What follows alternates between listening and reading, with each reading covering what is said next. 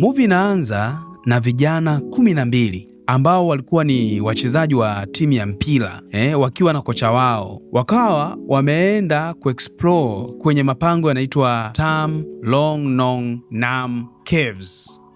Na hiyo ni sehemu maarufu sana huko Thailand, na hayo mapango ni mapango makubwa, yanashika namba 4 huko nchini Thailand kwa ukubwa yani, na pia yanajulikana kama Mermaid Caves. Sasa bwana, wakaacha baisikeli zao pale nini, wakaingia kule moja kwa moja, wakaenda ndani na kupotea kwenye mlango wa ile mapango bwana. Sasa ilipofika jioni mida ya 1:30 fulani, mvua ikawa inanyesha kwelikweli, na mvua ilikuwa ni nyingi kinoma yani. Na ubaya wa mvua za namna hiyo ni zile mvua ambazo zinanyesha haziishi, inaweza ikanyesha wiki 2 wiki 3 tu mvua inanyesha. Sasa familia za wale watoto wakaanza kuhisi kwamba kuna kitu hakiko sawa. Sasa na ile Mermaid Caves, yale mapango ya mermaids yalikuwa yanajulikana kwa mafuriko makubwa sana, na mafuriko yake yalikuwa ni mabaya kwelikweli. Familia baada ya kukumbuka hivyo wakawa na wasiwasi kwelikweli. Basi familia zikakimbia na kwenda eneo la tukio bwana. Walipofika pale walishangaa kukuta baisikeli 13 za watoto wao, na kwenye pango kulikuwa kunatokwa maji mengi kwelikweli.